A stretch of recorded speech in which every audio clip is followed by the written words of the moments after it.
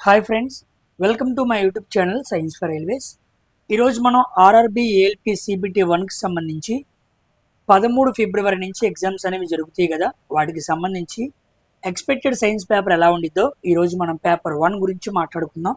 So ఈ paper 1 అనేది 20 science questions అనేవి ఉంటాయి. సో దీంట్లో ఫిజిక్స్, కెమిస్ట్రీ, బయాలజీ ఈ మూడింటిని కంబైన్ చేసి తెలుగు అండ్ ఇంగ్లీష్లో పేపర్ మోడల్, పేపర్ ప్యాటర్న్ ఎగ్జాక్ట్గా ఎలా ఉండిద్ది అనే దాన్ని దృష్టిలో పెట్టుకొని డిజైన్ చేసిన క్వశ్చన్స్ అనమాట. ఇవన్నీ మోస్ట్లీ టెక్స్ట్ బుక్లో నుంచి తెచ్చిన క్వశ్చన్సే. సో టెక్స్ట్ బుక్లో రీసెంట్గా కొన్ని టెస్టులు పెట్టారు. సో వాటిలో నుంచి కొన్ని ఇంపార్టెంట్ క్వశ్చన్స్ అనేవి తీసుకురావడం జరిగింది. సో క్వశ్చన్స్ అన్నీ కూడా చాలా బాగుంటాయి. ఎగ్జాక్ట్ ప్యాటర్న్ మోస్ట్లీ దీనికి తగ్గట్టుగా ఇలాగే ఉండిద్ది. ఓకేనా? కాబట్టి ఎగ్జామ్కి వెళ్ళే ముందు ఇలాంటి టెస్టులు మీరు ప్రాక్టీస్ చేసి 20కి ఎన్ని క్వశ్చన్స్ పెడుతున్నారో మీరు ఇక్కడ ట్రై చేసుకుని వెళ్తే మీకు ఎగ్జామ్లో చాలా కాన్ఫిడెన్స్ పెరిగే అవకాశం ఉంది. ఓకేనా? కాబట్టి ఇలాంటివి ఫిబ్రవరి 13 ఎగ్జామ్ జరిగే వరకు డైలీ వస్తూనే ఉంటాయి. ఈరోజు 9, 10, 11, 12, 13. సో వరుసగా 4 రోజుల్లో 4-5 వీడియోలు కంపల్సరీగా ఒక 5 పేపర్స్ అనేవి మీకు ప్రొవైడ్ చేయడానికి ట్రై చేస్తాను. ఆ 5 కూడా చాలా ఇంపార్టెంట్ క్వశ్చన్స్.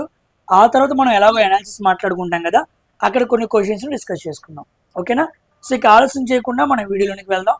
కొత్తగా వచ్చిన వాళ్ళైతే సబ్స్క్రైబ్ చేసుకోండి. డైలీ ఫాలో అయ్యే వాళ్ళైతే కంపల్సరీగా వీడియోని లైక్ చేసి షేర్ చేయడం మర్చిపోవద్దు. ఓకేనా? సో ఇక ఆలస్యం చేయకుండా వీడియోలోనికి వెళ్దాం. సైన్స్ సిబిటి 1 పేపర్ 1 ఈ క్వశ్చన్స్ అన్నీ కూడా చాలా డిఫరెంట్గా ఫ్రేమ్ చేశాను. ఓకే, ఏఐని ఉపయోగించుకొని చాలా అంటే మీకు అర్థమయ్యే విధంగా, ఇప్పుడు టెక్నాలజీ బాగా పెరిగిపోయింది కాబట్టి దాన్ని కాస్త వాడి మంచిగా తీసుకొచ్చాను.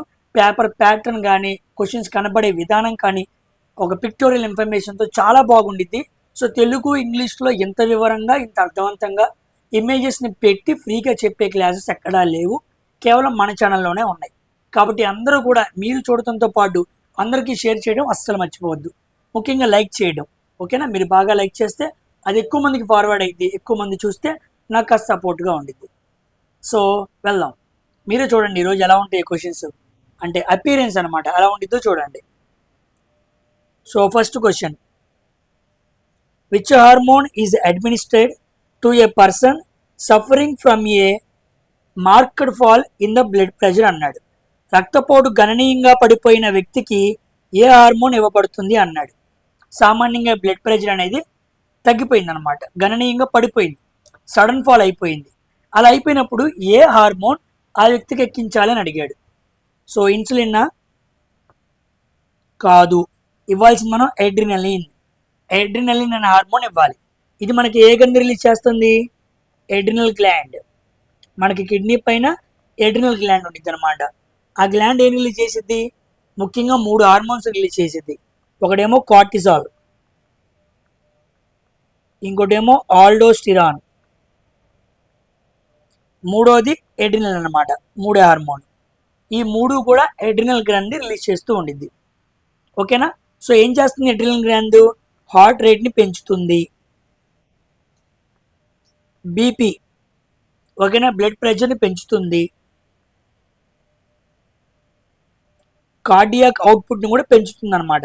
సో ఎప్పుడైతే మనిషి ఆ బ్లడ్ ప్రెషర్ అనేది సడన్గా డౌన్ అయిపోయిందో అప్పుడు మనం ఎడ్రినలిన్ అనే హార్మోన్ ఇస్తే heart rate, BP, cardiac output ఇవన్నీ పెరుగుతాయి. కాబట్టి ఆ వ్యక్తికి ఎటువంటి ప్రమాదం లేకుండా ఉండేది. ఓకేనా?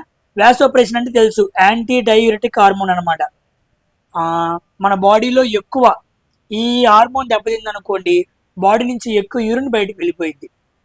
థైరాక్సిన్ అంటే మీకు తెలుసు, థైరాయిడ్ గ్రంథి ద్వారా. ఇన్సులిన్ కూడా తెలుసు, ప్యాంక్రియాస్ ద్వారా రిలీజ్ అవుతుంది అనమాట. ఇది మనకి ఎండోక్రైన్ సిస్టమ్. ఎండోక్రైన్ సిస్టంలో మనకి ఎండోక్రైన్ గ్లాండ్స్ ఉంటాయి అన్నమాట. అక్కడి నుంచి అడిగిన క్వశ్చన్ అనమాట. Next question, second question, if Henle's loop were absent from mammalian nephron which of the following is to expected అన్నాడు.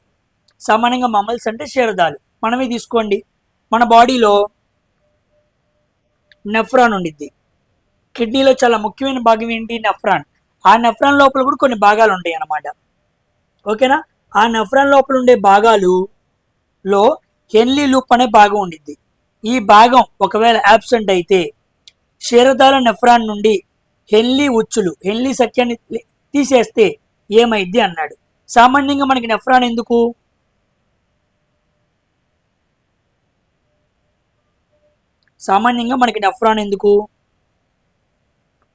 నెఫ్రాన్ అనేది ఒక ఫిల్టరింగ్ యూనిట్ అన్నమాట. మన బాడీలో యూరిన్ని ఫిల్టర్ చేయాలంటే మనకి నెఫ్రాన్ ఉండిద్ది. నెఫ్రాన్ లోపల ఏ భాగాలు ఉంటాయి? ఒకటి గ్లోమరోలస్, ఇంకోటి very very important Bowman's capsule, ఇది కాకుండా పీసీటీ ప్రాక్సిమల్ కన్వల్యూటెడ్ ట్యూబ్ అంటారు. నెక్స్ట్ నాలుగోది డిసిడి డిస్టిల్డ్ కన్వల్యూటెడ్ ట్యూబ్ అంటారు. ఐదోది లూప్ ఆఫ్ హెన్లీ, ఇప్పుడు క్వశ్చన్ ఇచ్చింది అదే అనమాట, లూప్ ఆఫ్ హెన్లీ. ఆ తర్వాత కలెక్టింగ్ డక్ట్ అనమాట. ఈ 6 భాగాలు కూడా మనకి నెఫ్రాన్ అనే భాగంలో ఉంటాయి. కిడ్నీలో చాలా ముఖ్యమైన భాగం అన్నమాట. దీంట్లో లూప్ ఆఫ్ హెన్లీని తీసేస్తే ఏమైద్ది అన్నాడు. ఏమైద్ది అంటే సామాన్యంగా లూప్ ఆఫ్ హెన్లీ యొక్క పని ఏంటి అంటే మన బాడీలో యూరిన్ ఉంది కదా, యూరిన్ లోపల ఏమేమి ఉంటాయి? యూరిన్ లోపల సాల్ట్ ఉండిద్ది, వాటర్ ఉండిద్ది. ఈ సాల్ట్ వాటర్ని రీఅబ్జార్బ్ చేస్తుంది ఎవరు? Loop of హెన్లీ. ఇప్పుడు ఇదే తీసేసామనుకోండి యూరిన్ బాగా పలచబడిపోయింది. ఓకేనా? యూరిన్ బాగా పలచబడిపోయే అవకాశం ఉంది. కాబట్టి అలా జరగకూడదు. కంపల్సరీగా అది ఉండాలి. అది ఉంటేనే NaCl అండ్ వాటర్ని ఏం చేస్తుంది? రీఅబ్జార్ప్షన్ చేస్తుంది. కాబట్టి ఆన్సర్ ఏమవ్వాలి? Second option, the urine will be more diluted. మూత్రం పలచగా ఉంటుంది. దేనివల్ల? లూప్ ఆఫ్ హెన్లీని తీసేయడం వల్ల. ఓకేనా? So very very important. Excretory system నుంచి అడిగిన క్వశ్చన్ అన్నమాట, విసర్జక వ్యవస్థ. ఓకేనా? Coming to third question. The cells having nuclear material without nuclear membrane. కేంద్రక త్వచం లేకుండా కేంద్రక పదార్థం కలిగి ఉన్న కణాలని ఏమని పిలుస్తారు అని అడిగాడు. కేంద్రక త్వచం లేకుండా, న్యూక్లియర్ మెంబ్రెయిన్ లేదనుకోండి, ఆ కణాలు మనం ఏమనాలి? ప్రోకారియోటిక్ కణాలు అనాలి, కేంద్రక పూర్వ కణాలు అనాలి. కేంద్రకం ఉంటే నిజకేంద్రక కణాలు, యూకారియోటిక్ కణాలు. ఇదిగోండి ఇలాగ ఉంటాయి. కేంద్రక త్వచం, కేంద్రకం ఉండదు, ఇక కేంద్రకం త్వచం కూడా ఉండదు. So there is no nucleus and nucleus membrane. అప్పుడు దాన్ని ప్రోకారియోటిక్, కేంద్రక పూర్వ కణాలు అనాలి. ప్రోకారియోటిక్ సెల్స్లో ఏమేమి ఉంటాయి అంటే సెల్ వాల్ ఉంటుంది, సెల్ మెంబ్రెయిన్ ఉంటుంది, సైటోప్లాజం ఉంటుంది, న్యూక్లియైడ్ ఉంటుంది, రైబోజోమ్స్ ఉంటాయి. 1, 2, 3, 4, 5 ఇవి మాత్రమే ఉంటాయి. ఇక అన్నీ ఉండవు. మన సెల్ లోపల చదువుకునే ఎండోప్లాస్టిక్ రెటిక్యులం, గాల్గి కాంప్లెక్స్, అలా డబుల్ మెంబ్రెయిన్ ఆర్గనల్స్ కానీ కేంద్రకం కానీ ఇవేమీ కూడా ప్రోకారియోటిక్లో ఉండవు. అంత బాగా కేంద్రకం అభివృద్ధి చెందిన కణాలు కాదు. కాబట్టి న్యూక్లియర్ మెంబ్రెయిన్ ఉండదు అంటే కేంద్రక పూర్వ కణాలు అని పెట్టేయాలి నువ్వు. ఓకేనా? ఇది మనకి సెల్ బయాలజీ నుంచి అడిగిన question. Next question, which of the following statement is false. కింది వాటిలో ఏది అసత్యం? తప్పుడు స్టేట్మెంట్ ఏంటో కనుక్కోమన్నాడు. చూద్దాం. All animal cells do not have plastids అన్నాడు. కరెక్టే. ప్లాస్టిడ్స్ అనేవి జంతు కణాల్లో ఉండవు. Next, plants have cell wall where as animal cells don't. అంతే, ఇది కరెక్టే. ప్లాంట్స్లో సెల్ వాల్ ఉండిద్ది, కానీ యానిమల్స్లో సెల్ వాల్ ఉండదు. కణ కవచం ప్లాంట్స్లోనే ఉండిద్ది, యానిమల్స్లో ఉండదు. Next, plant cells are generally larger than animal cells. ఇది కరెక్టే. ప్లాంట్ సెల్ యొక్క సైజు పోల్చుకుంటే యానిమల్ యొక్క సెల్ సైజు కన్నా ఎక్కువ ఉండిద్ది. ఇదిగోండి, ఇది ప్లాంట్ సెల్, ఇది యానిమల్ సెల్. చూసారా, ప్లాంట్ సెల్ చాలా పెద్దగా ఉంది. So the size of the plant cell, వృక్షకణం చాలా పెద్దవి జంతు కణాలతో పోల్చుకుంటే. ఇక రాంగ్ స్టేట్మెంట్ ఏమవ్వాలి? ఫోర్త్ ఆప్షన్ అవ్వాలి. So fourth option is the wrong option and that is the correct option for this question. ఎందుకు? Plant cells have smaller vacuoles అన్నాడు. తప్పు. వృక్ష కణాల్లో లార్జ్ వ్యాక్యూల్స్ ఉంటాయి, చాలా పెద్ద రిక్తికలు ఉంటాయి వేటిలో? వృక్షాల్లో. కానీ వాడు స్మాల్ వ్యాక్యూల్స్ అన్నాడు, అక్కడ తప్పైంది అనమాట. ఓకేనా. స్టేట్మెంట్ బేస్డ్ క్వశ్చన్స్ అనమాట. క్వశ్చన్స్ అన్నీ ఇలాగే ఉంటాయండి. అర్థమైందా? గంట సమయం మనకి చాలా గంట అలా అయిపోయిద్ది. చాలా జాగ్రత్తగా పెట్టాలి, జాగ్రత్తగా చదువుకోవాలి. అర్థమెటిక్ రీజనింగ్ కూడా కాస్త మన గ్రూప్ డికి ఇచ్చినట్టు అంత ఈజీగా ఇవ్వడం, కాస్త మోడరేట్ లెవెల్ పైనే ఇస్తాడు. లాస్ట్ టైం ఏఎల్పి సిబిటి 1 పేపర్లు అలాగే ఉన్నాయి. ఓకేనా. 13వ తారీఖు మనకి జరిగితే ఇంకా క్లియర్గా మనకు ఐడియా వచ్చింది. నెక్స్ట్ 5వ క్వశ్చన్.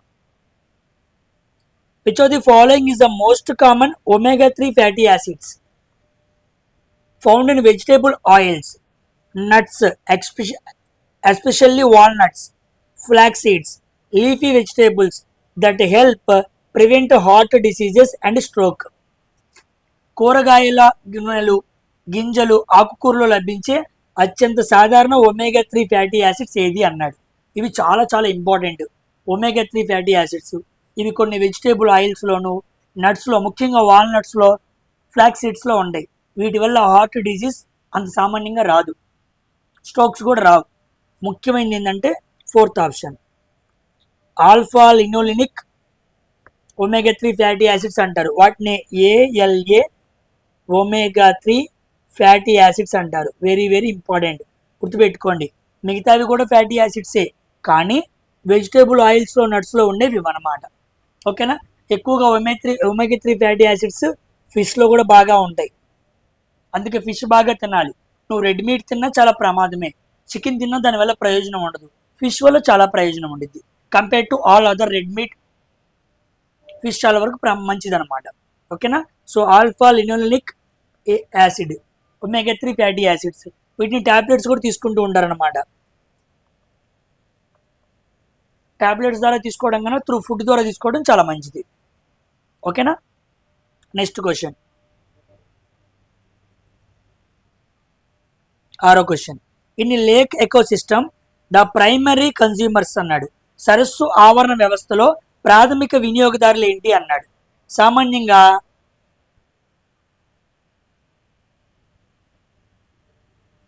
ఇదిగోండి, మీకు ప్రైమరీ కన్స్యూమర్స్, సెకండరీ కన్స్యూమర్స్ అంటే ఏంటో నేను క్లియర్గా చెప్పాను. ఓకేనా. అయితే వాడు ఏమడిగాడంటే సరస్సులు అడిగాడు అనమాట. ఉదాహరణకి ఒక సరస్సు తీసుకుంటే primary consumers, secondary consumers, third consumers, apex predator. ఇక్కడ ఏముంటాయి? ప్రొడ్యూసర్స్ ఉంటాయి. ఇక్కడ primary consumers, secondary consumers, tertiary consumers ఇలా ఉంటాయి అన్నమాట. ఇప్పుడు సరస్సులో ఏంటి అన్నాడు. జూ ప్లాంట్ అన్నా, ఫైటో ప్లాంట్ అన్నా, బ్యాక్టీరియానా, చేపల? చాలామంది చేపలు పెట్టే అవకాశం ఉంది. రాంగ్. కరెక్ట్ ఆన్సర్ ఏంటంటే జూ ప్లాంక్టన్. ఏంటి జూ ప్లాంక్టన్ అంటే అర్థం ఏంటంటే జాగ్రత్తగా చూడండి. సామాన్యంగా సరస్సు లోపల కొన్ని రకాల మొక్కలు ఉంటాయి, ప్లాంట్స్, ప్రొడ్యూసర్స్ అనమాట. వాటిని తినే చిన్న చిన్న జీవులు ఉంటాయి, చేపలు కాదు, చిన్న చిన్న జీవులు ఉంటాయి. లైక్ ఎగ్జాంపుల్ జెల్లీ ఫిష్ లాంటిది అనమాట.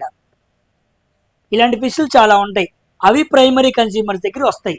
అలాంటి ఫిష్లు తినే ఫిష్ల్ని స్మాల్ ఫిషెస్ అంటారు. అవి సెకండరీ కన్స్యూమర్స్ దగ్గరికి వస్తాయి. ఈ చిన్న చేపలను తినే చేపల్ని పెద్ద చేపలు, లార్జ్ ఫిషెస్ అంటారు. కాబట్టి ప్రైమరీ కన్స్యూమర్స్లో ప్రాథమిక వినియోగదారులు, ఇదిగోండి ప్రాథమిక, దాంట్లో ఉండేది ఏంటి? Zoo plankton. దాంట్లో ఏమొస్తాయి? ఫిషెస్ కన్నా కింద స్మాల్ ఫిషెస్, చిన్న చేపల కన్నా కింద కొన్ని జీవులు ఉంటాయి. అవి సముద్రంలో పెరిగే మొక్కల మీద ఆధారపడి పెరుగుతూ ఉంటాయి.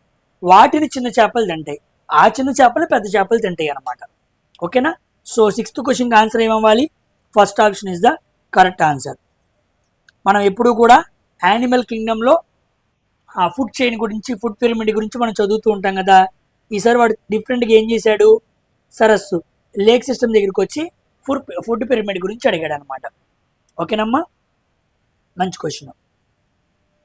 తర్వాత న్యూట్రియంట్స్ నుంచి ఒక క్వశ్చన్ అడిగాడు. న్యూట్రియంట్స్ అనే యూనిట్ అనమాట. చూడండి, న్యూట్రియంట్స్ సోర్స్ ఎక్కడి నుంచి వస్తాయి అన్నాడు. Protein rich diet, fat rich diet, carbohydrate, vitamin C ఎక్కడి నుంచి వస్తాయో చెప్పాలి. విటమిన్ సి అనగానే ఫస్ట్ మనం ఏం పెట్టేయచ్చు? Citrus fruits. అంటే 3వ ఆప్షన్కి 3కి ఆన్సర్ ఏమవ్వాలి? బి అవ్వాలి. సో 3కి ఏ కాదు, 3కి బి ఇక్కడ ఉంది, 3కి బి ఇక్కడ ఉంది. ఓకే, నెక్స్ట్ కార్బోహైడ్రేట్స్ అంటే అర్థం ఏంటి? గ్లూకోజ్. అంటే సారీ 4 దానికి కదా బి ఉండాల్సింది.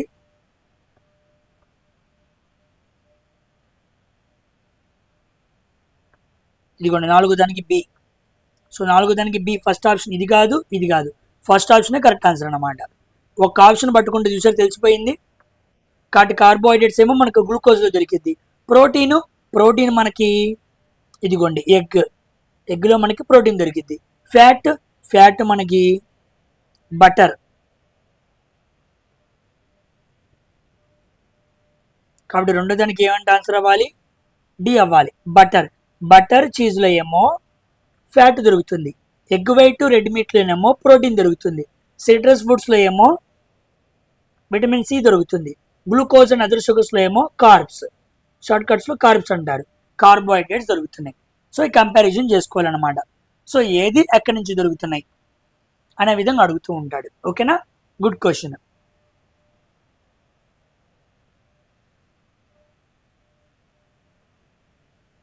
నెక్స్ట్ క్వశ్చన్, 8వ question. Which of the following statements is not correct regarding మిక్చర్స్కి సంబంధించి కరెక్ట్ కానిది ఏంటి అన్నాడు. చూడండి first option colloids are heterogeneous mixtures in which particle size is large అన్నాడు. ఇక్కడ దొరికాడు. కొలాయిడ్స్ అనేవి హెట్రోజీనస్ మిక్చర్సే, కరెక్టే. పార్టికల్ సైజ్ ఏమన్నాడు? లార్జ్గా ఉండిద్ది అన్నాడు. తప్పు. పార్టికల్ సైజు లార్జ్గా ఉండదు, మీడియంగా ఉంటుంది. సో ఫస్ట్ ఆప్షన్ రాంగ్ అనుకోండి, మిగతా 3 ఏమవ్వాలి? రైట్ అవ్వాలి. చూద్దాం.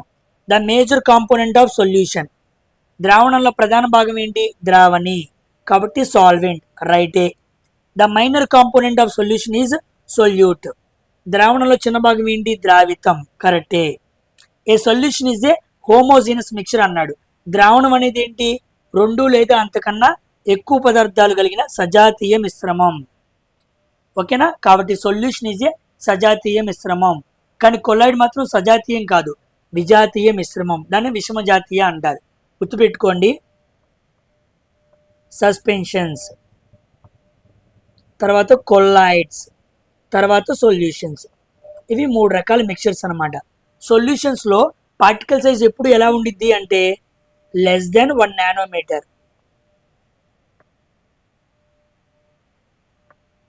లెస్ దెన్ 1 నానోమీటర్, 1 నానోమీటర్ కన్నా తక్కువ పార్టికల్ సైజ్ ఉండిద్ది. మరి కొలాయిడ్స్లో 1 నుంచి 1000 నానోమీటర్స్. మరి సస్పెన్షన్స్లో greater than or equal to 1000 nanometres. 1000 nanometres కన్నా ఎక్కువ ఉంటేనేమో సస్పెన్షన్స్, 1కి 1000కి మధ్య ఉంటేనేమో కొలాయిడ్స్, 1 కన్నా తక్కువ 1 నానోమీటర్ కన్నా తక్కువ ఉంటే సొల్యూషన్స్. కాబట్టి ఇక్కడ చాలా తక్కువ సైజు, యావరేజ్ సైజు, చాలా పెద్ద సైజు అదనమాట. కానీ వీడు లార్జ్ అన్నాడు. తప్పు. కొలాయిడ్స్లో మిశ్రమాల్లో కణ పరిమాణం యావరేజ్గా ఉండిద్ది, పెద్దదిగా ఉండిద్ది అన్నది తప్పు. కాబట్టి first option is the wrong option. That is the correct answer for this question. ఓకేనమ్మా, ఇది మనకి మిక్చర్స్ నుంచి అడిగిన క్వశ్చన్. ఇలాంటి questions last time ALP CBT 1లో చాలా ఉన్నాయి మిక్చర్స్ మీద. సో కంపల్సరీగా సొల్యూషన్స్ మీద ఒక లుక్ అవుట్ వేసుకోండి, లేకపోతే ఇబ్బంది పడతారు. 9th question. Consider which of the following statements and choose the correct option అన్నాడు. కింద వాటిని చదివి కరెక్ట్గా ఆప్షన్ పెట్టాలి. మెటల్స్ ఆర్ యూజువల్లీ హార్డ్ అన్నాడు. కరెక్టే. మెటల్స్ ఎప్పుడు ఎలాగుంటాయి? లోహాలు చాలా గట్టిగా ఉంటాయి, కాబట్టి ఫస్ట్ ఆప్షన్ రైటే. All metals are soluble in water అన్నాడు. ఇది తప్పు. అసలు మెటల్స్ నీటిలో కరుగుతాయా? మెటల్స్ నీటిలో కరిగేది ఏంటి? సో రెండో ఆప్షన్ తప్పు. 3 ఆప్షన్ చూద్దాం. Some metals can lose their shine due to oxidation. కరెక్టే కదా. లోహాలు అనే వాటిని వాతావరణంలో అలా పడేసామనుకోండి, వాతావరణంలో ఉన్న గాలి, తేమ, మిగతా ఉన్న వాయువులతో చర్య జరిపి వాటి షైన్ ఏమైపోయింది? కోల్పోయింది. ఓకేనా, అవి మెరిసే గుణాన్ని కోల్పోతాయి, అంత బాగా కనపడవన్నమాట. ఓకేనా, కాబట్టి ఇది రైటే. సో 1, 3 రైటు, 2 మాత్రమే రాంగ్. ఎక్కడుంది? ఎస్, ఇదిగోండి first option. So 1 and 3 are right and 2 is the false. ఓకేనా, కమింగ్ టు 10వ క్వశ్చన్ చూడండి. What is the common name of chloroethane? Chloroethane యొక్క కామన్ నేమ్ ఏంటి అన్నాడు. క్లోరోఈథేన్ ఎప్పుడైనా విన్నారా ఈ పదాన్ని?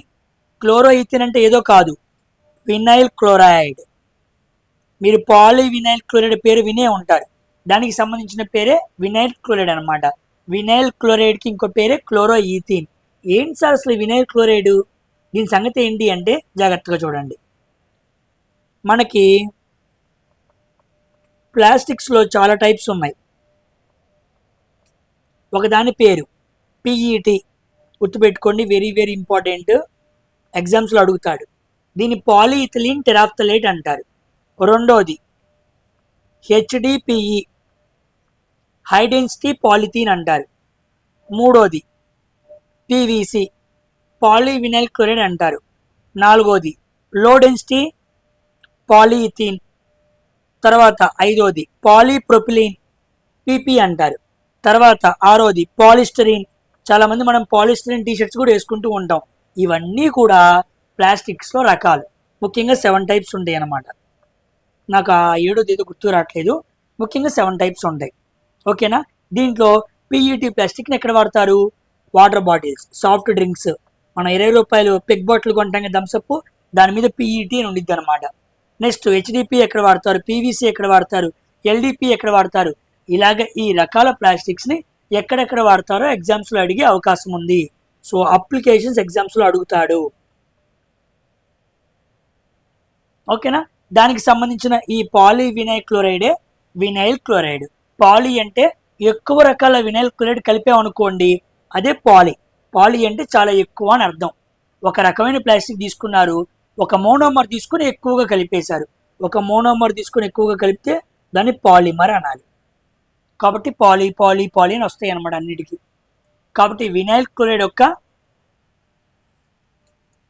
సైంటిఫిక్ నేమ్ ఏంటి అంటే, క్లోరోఈథేన్ యొక్క సైంటిఫిక్ నేమ్ ఏంటి అంటే ఇదిగోండి, వినైల్ క్లోరైడ్. ఓకేనా?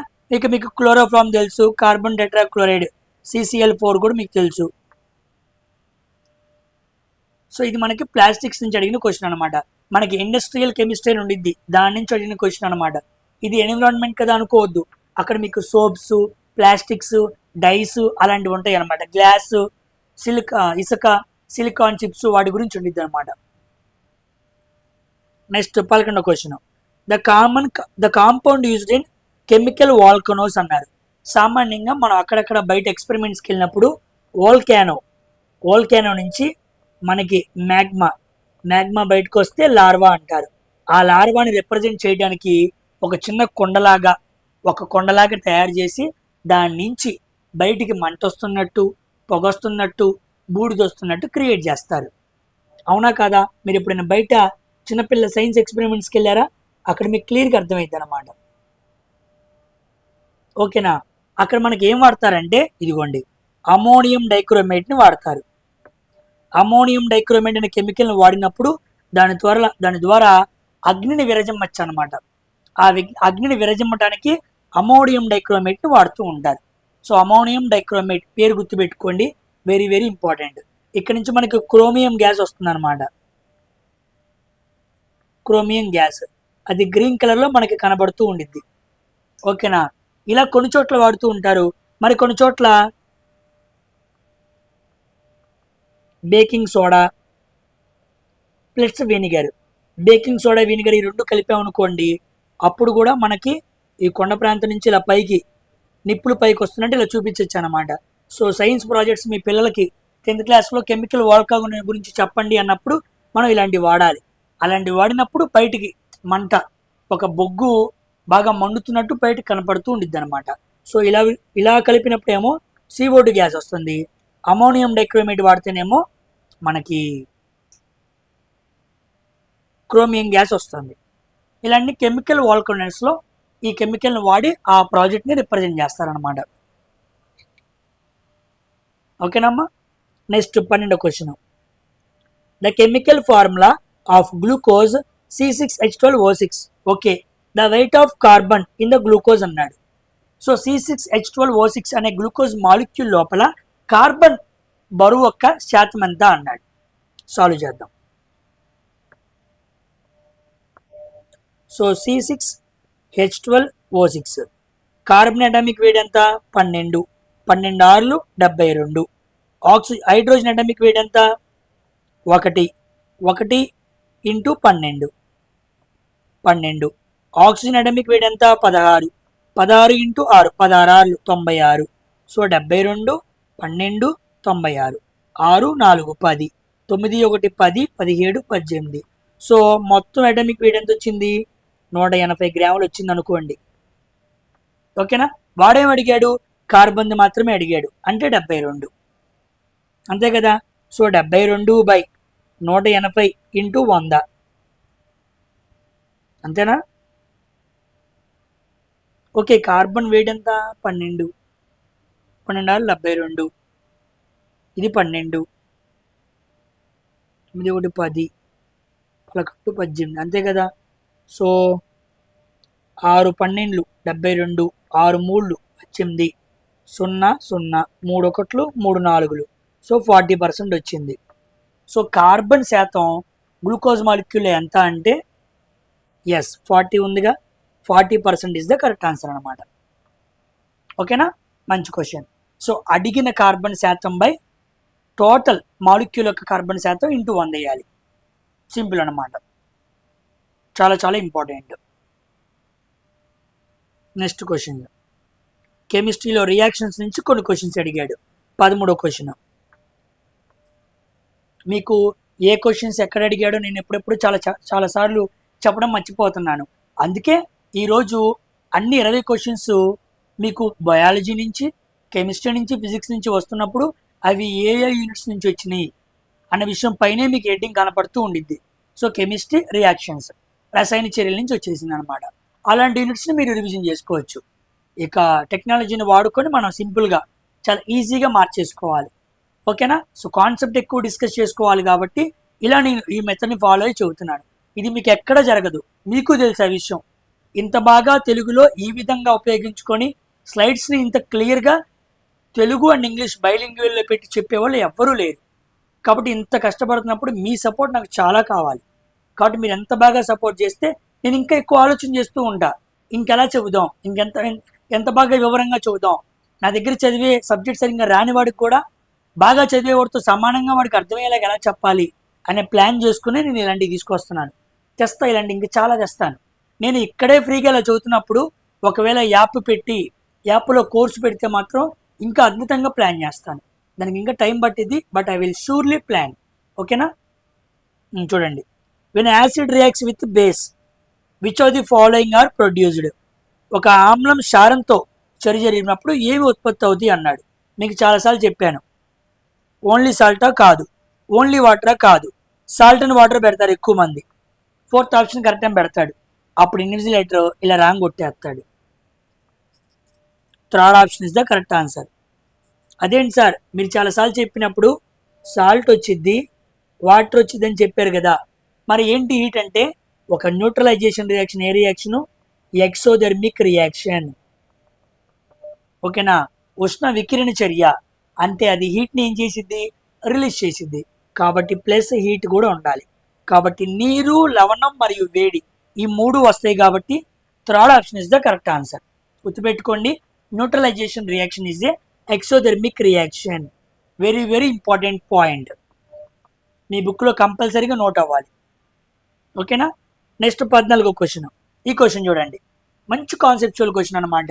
అంతా తెలిస్తేనే పెట్టేలా ఫ్రేమ్ చేస్తున్నాడు. Which of the following types of chemical reactions are to be carried out to prepare slake lime from limestone అన్నాడు.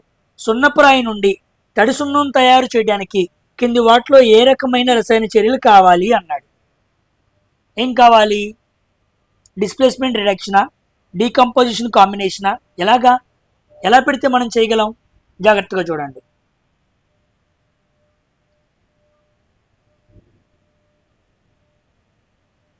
ఫస్ట్ ఏమన్నాడు? సున్నపురాయి, CaCO3.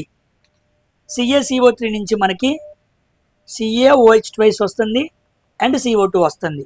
ఒక కాంపౌండ్ AB అనే కాంపౌండ్ A+Bగా మారిపోయింది. అంటే ఇది ఏ రియేషను? Decomposition reaction. అవునా కాదా? నెక్స్ట్ ఈ తడుసును సంగతి చూద్దాం. CaOH ట్వైస్ మనకి ఇది ఎలా వచ్చింది? సింపుల్ CaO + H2O అంతే కదా. CaO + H2O ఇది A+B కలిపితే మనకి ఏమొచ్చింది? AB వచ్చింది. అంటే పొడి సున్నానికి వాటర్ కలిపితే తడి సున్నం వచ్చింది. అదే రియాక్షను కాంబినేషన్ రియాక్షన్లో వచ్చిన CaOH ట్వైస్ ఇక్కడ మనకి డీకంపోజిషన్ రియాక్షన్లో కనపడుతుంది. అంటే మనకి ఓవరాల్గా CaCO3 రావాలంటే ఇక్కడి నుంచి మొదలు పెట్టాలి. కాబట్టి పొడి సున్నం ప్లస్ వాటర్ CaOH ట్వైస్ వచ్చింది కాంబినేషన్. మళ్ళా ఈ సున్నప్రాయి నుంచి CaOH ట్వైస్ CO2 రెండు వచ్చినాయి. ఇక్కడేమో విడిపోయింది, ఇక్కడేమో కలిసినాయి. అంటే డీకంపోజిషను కాంబినేషను ఈ రెండు ఉన్నాయి దేంట్లో? ఈ మొత్తం కెమికల్ రియాక్షన్స్ ఫామ్ అవడానికి. కాబట్టి మన ఆన్సర్ ఏమవ్వాలి? సెకండ్ ఆప్షన్ అవ్వాలి. మంచి క్వశ్చన్ అన్నమాట. ఓకేనా. డీకంపోజిషన్ అండ్ కాంబినేషన్ ఈ రెండు ఉంటేనే ఏం జరిగిద్ది? మనకి సున్నప్రాయి నుంచి తడి సున్నం ఫామ్ అయింది, పొడి సున్నం నుంచి తొడి సున్నం వచ్చింది అనమాట. ఈ రెండు ఉండాలి. ఓకేనా.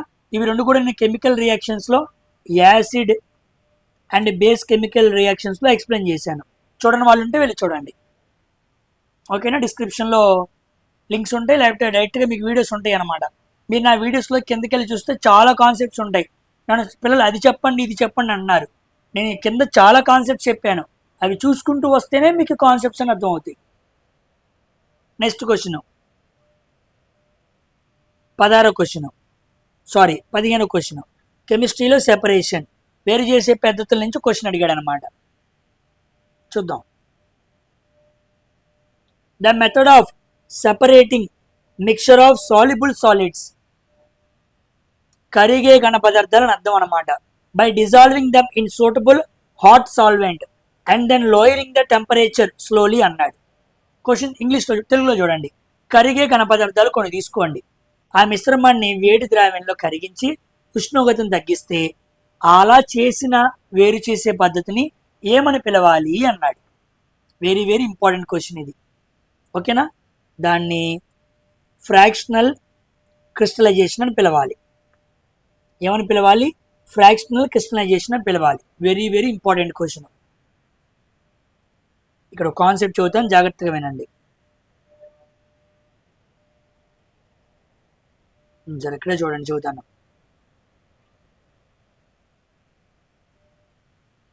సామాన్యంగా ఒక సాల్ట్ ఒక షుగర్ రెండు కలిపేసాం అనుకోండి, ఇది ఒక మిక్చర్ అనుకోండి. సామాన్యంగా ఇప్పుడు సాల్ట్ నుంచి షుగర్ని మనం వేరు చేయాలి. ఇప్పుడు మనం ఏం చేయాలి అంటే షుగర్కి మోర్ సాల్యుబిలిటీ ఉండిద్ది అనమాట.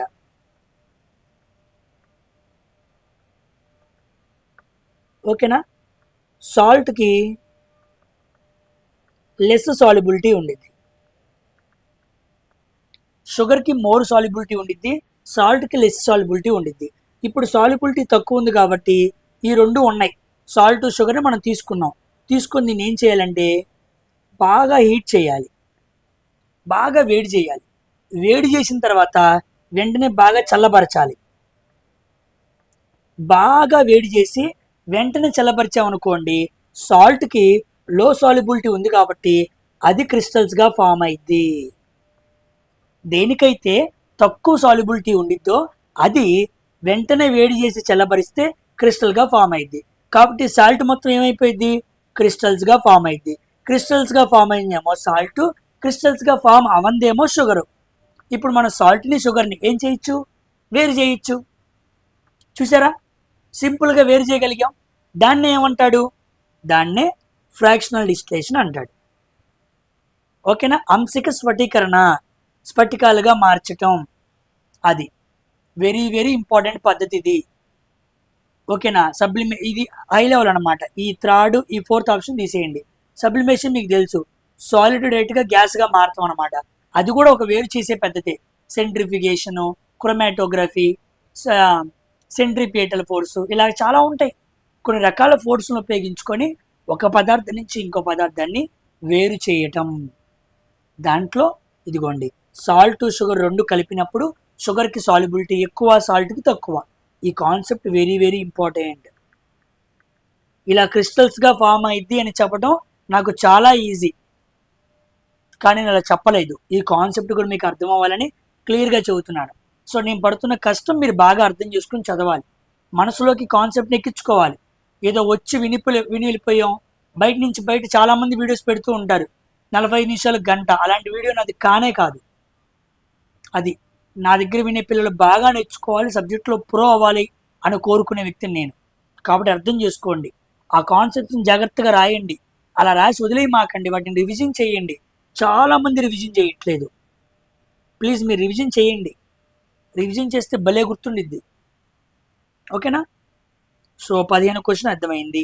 16 క్వశ్చన్ చూడండి. ఇప్పుడు 15 క్వశ్చన్ మీరు అర్థం చేసుకుంటే 16వ రకమైన క్వశ్చన్స్ని ఆన్సర్ చేయొచ్చు. ఇది కూడా చూసారా, ఇక్కడ మనకి కొన్ని కాంపౌండ్స్ ఇచ్చాడు, ఇక్కడేమో వేరు చేసే పద్ధతులు ఇచ్చాడు.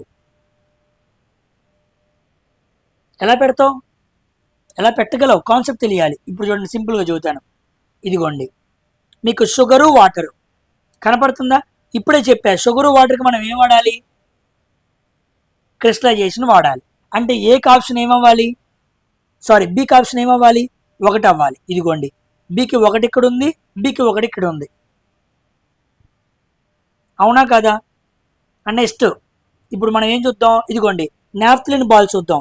నాఫ్థలిన్ అంటే ఏంటి, కలరా ఉండలు.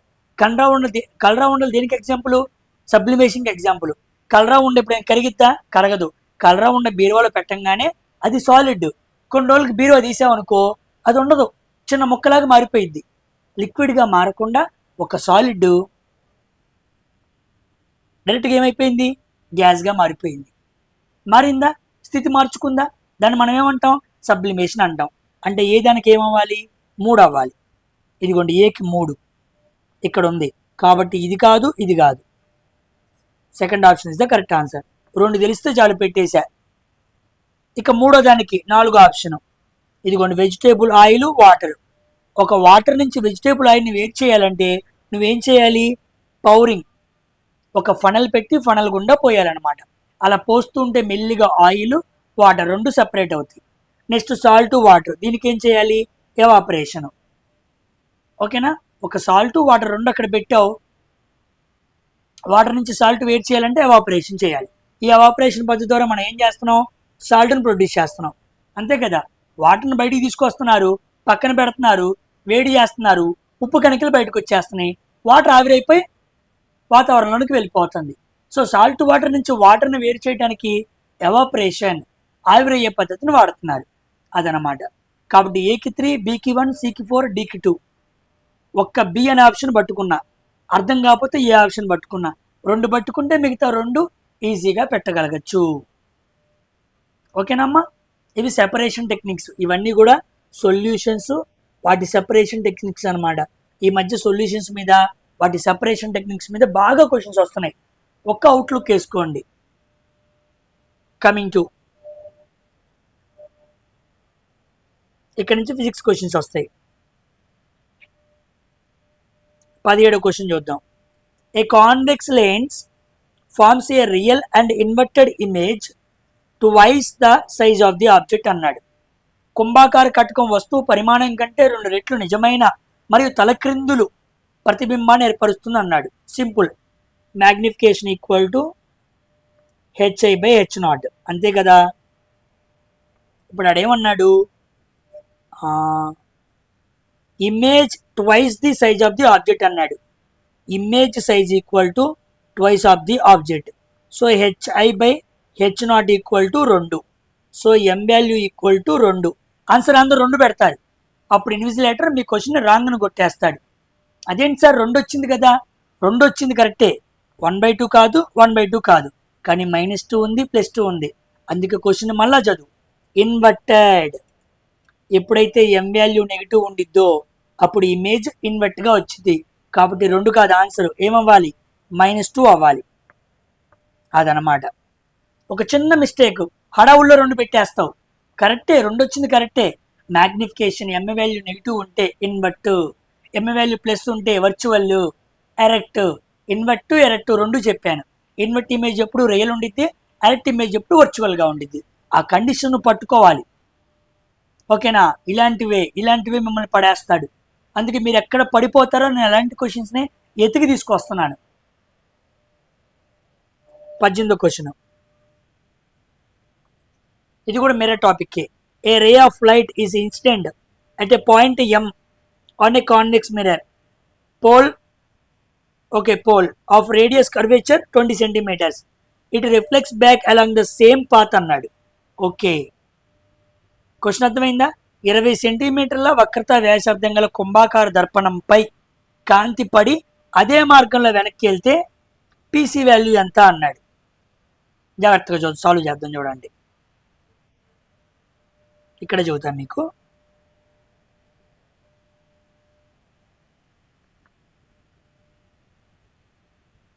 ఇది కుంభాకార కటకం. కుంభాకార కటకం అంటే ఏమన్నాడు? కాన్వెక్స్ మిర్రర్ అన్నాడా? సో నేను కాన్కేవ్ తీసుకుంటాను మీకు క్లియర్గా అర్థం అవడానికి. ఇదనమాట, ఇది పోలు, ఇది ఫోకస్, ఇది సెంటర్ ఆఫ్ కర్వేచర్. ఇక్కడ ఇమేజ్ పెట్టాడు అనుకో, అవునా కాదా? ఓకేనా? ఇది సి. ఇప్పుడు జాగ్రత్తగా చూడండి, ఒక లైట్ రే ఇలా వస్తుంది, ఇలా వచ్చి గుద్దుకుంది. ఎప్పుడైనా ఒక ఇమేజ్ మనం చాలా దూరంలో పెట్టినప్పుడు దాని నుంచి ఒక లైట్ రే సి గుండా వచ్చి మిర్రర్కి తగిలింది అనుకోండి, మళ్ళీ రిఫ్లెక్షన్ ఎలా జరిగిద్ది? మళ్ళీ సేమ్ పాత్లో వెనక్కి వెళ్ళిద్ది అనమాట. అవునా కాదా? కాబట్టి ఎప్పుడైతే లైట్ రే ఒకటి వచ్చి సి గుండా వెళ్ళిద్దో, సెంటర్ ఆఫ్ కర్వేచర్ గుండా వండిద్దో, అప్పుడు లైట్ రే మళ్ళీ సేమ్ వెనక్కే వెళ్ళిద్ది. వెనక్కి వెళ్ళి అప్పుడు ఏమవుతుంది? ఈ సి నుంచి ఈ పి వరకు, సో పీసీ డిస్టెన్స్ ఏమవుతుంది? పోల్ నుంచి సెంటర్ ఆఫ్ కర్వేచర్ వరకు డిస్టెన్స్ మనం ఏమనాలి? ఆర్ అనాలి. రేడియస్ ఆఫ్ కర్వేచర్ అనాలి. రేడియస్ ఆఫ్ కర్వేచర్ అంటే 2 × F. కాబట్టి పీసీ డిస్టెన్స్ ఎంత అంటే ఆర్ డిస్టెన్సే. అంటే రేడియస్ ఆఫ్ కర్వేచర్, పోల్ నుంచి రేడియస్ ఆఫ్ కర్వేచర్కి ఎంత డిస్టెన్స్ ఉందంటే ఆర్ అనమాట. కాబట్టి ఆర్ వాల్యూ మనకి ఎగ్జామ్ క్వశ్చన్లో ఎంత ఇచ్చాడు? 20 సెంటీమీటర్స్ ఇచ్చాడు. కాబట్టి ఆన్సర్ కూడా ఏమవ్వాలి? 20 సెంటీమీటర్స్ అవ్వాలి.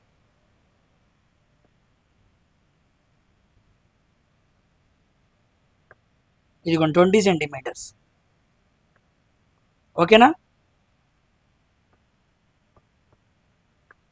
పాయింట్ మీకు అర్థమైందా? Simple point. మీరు ఇలాగా లైట్ రేంజ్ తెచ్చినప్పుడు సెంటర్ ఆఫ్ కర్వేచర్ గుండా వచ్చిందనమాట. ఇది సి. సెంటర్ ఆఫ్ కర్వేచర్ గుండా తగిలినప్పుడు మళ్ళీ అక్కడికే వెళ్ళిపోయింది. అంటే పోల్ నుంచి సెంటర్ ఆఫ్ కర్వేచర్ ఉన్న డిస్టెన్స్ మనం ఏమనాలి? Pole to centre of curvature మధ్య డిస్టెన్స్ని రేడియస్ ఆఫ్ కర్వేచర్ అనాలి. ఇదిగోండి ఆర్, దాన్నే పీసీ అని రాశాడు. దాన్ని మనం ఈక్వల్ టు 2F కూడా పెట్టచ్చు. మనల్ని ఫోకల్ ఎంత అడగల, పీసీ అని అడిగాడు. కాబట్టి ఆర్ ఎంత? 20. సో ఆన్సర్ 20 సెంటీమీటర్స్ అనమాట. ఓకేనా? నెక్స్ట్ 19వ క్వశ్చన్.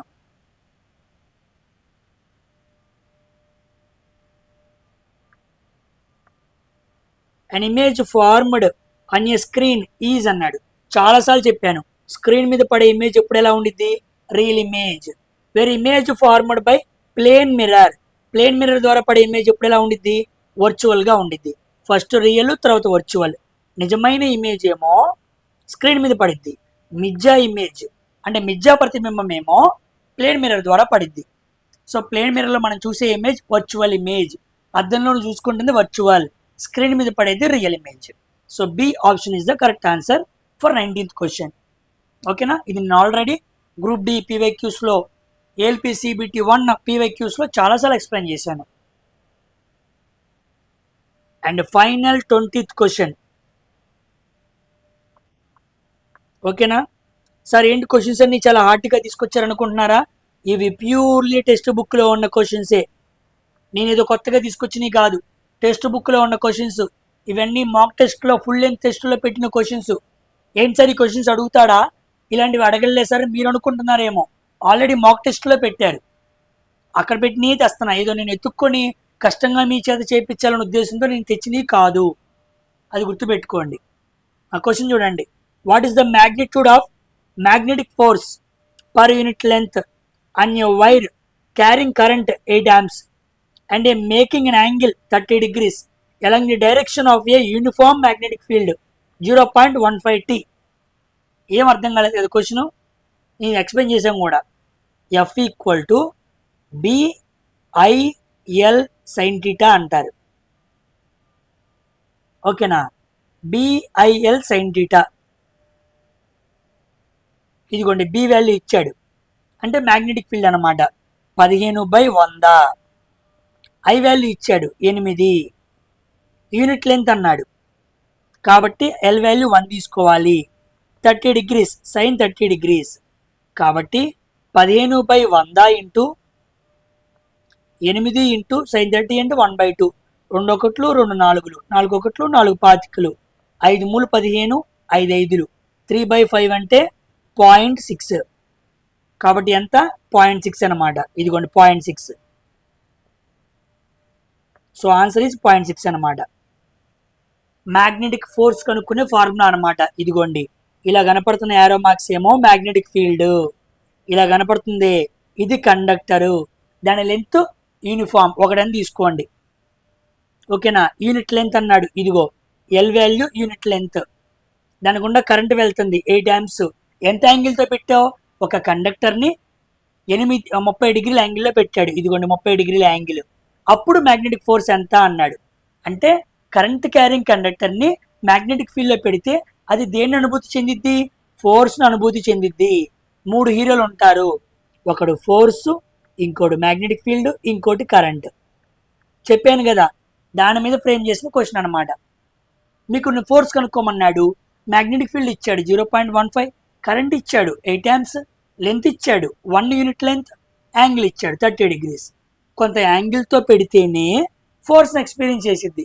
యాంగిల్తో పెట్టలేదు అనుకో ఫోర్స్ని ఎక్స్పీరియన్స్ చేయదు. ఎలాగా చూడండి, చూపిస్తాను. ఇది కదా కండక్టర్. ఇప్పుడు కండక్టర్ని ఇలా పెట్టు, ఇలా పెడితే ఎలా ఉండిద్ది, ప్యారలల్, అప్పుడు నో ఫోర్స్. ఓకేనా, ఇలా పెట్టు sin 180 degrees 0, ఇలా ఎప్పుడు పెట్టకూడదు. ఇలా కొంత యాంగిల్తో లేదా పర్పెండిక్యులర్గా పెట్టాలి. పర్పెండిక్యులర్గా కానీ కొంత యాంగిల్తో పెడితేనే sin θ వాల్యూ ఉండిద్ది. అప్పుడు ఎంతో కొంత ఫోర్స్ ని ఆ కండక్టర్ అనుభూతి చెందిద్ది, లేకపోతే చెందదు. ఓకేనా, ఇది నేను మ్యాగ్నెటిజం అనే యూనిట్లో ఎక్స్ప్లెయిన్ చేశాను. ఇది ALP CBT1 exam, not group D exam, గుర్తుపెట్టుకోండి. కాస్త క్వశ్చన్లు ఇలాగే ఉంటాయి. ఇలాంటి క్వశ్చన్లు మీకు CBT2లో కూడా వస్తాయి. Because in CBT2 there is a magnetism chapter. Same concept ఎక్కడ ఉండిద్ది, ఇక్కడ నేర్చుకుంటే అక్కడ ఈజీ. ఓకేనా, సో ఇవి 20 questions. This is the expected paper 1. Mostly 13వ తారీఖు నుంచి 18వ తారీఖు జరిగే ఎగ్జామ్స్ పేపర్స్ ఇలాగే ఉంటాయి అని చెప్పి నేను బాగా నమ్ముతున్నాను. ఒకవేళ దీనికన్నా తక్కువ ఉందనుకోండి, we're in safe side, we can easily crack all 20 questions. ఒకవేళ కాదు, గట్టిగా అడిగాడు అనుకోండి, only science for railway students can crack this question paper. మిగతా వాళ్ళు పెట్టలేరు, వాడి తరం కాదు, అంతే, రాసి పెట్టుకోవచ్చు. ఓకేనా, సో ఇక్కడితో వీడియో ఫినిష్ చేస్తున్నాను. అందరూ కూడా వీడియోని లైక్ చేసి షేర్ చేయడం మర్చిపోవద్దు. కొత్తగా వచ్చిన వాళ్ళైతే సబ్స్క్రైబ్ చేసుకోండి, బెల్ ఐకాన్ ట్యాప్ చేసుకోండి. నెక్స్ట్ వీడియోలో కలుద్దాం పేపర్ 2 అనాలిసిస్లో. బాయ్.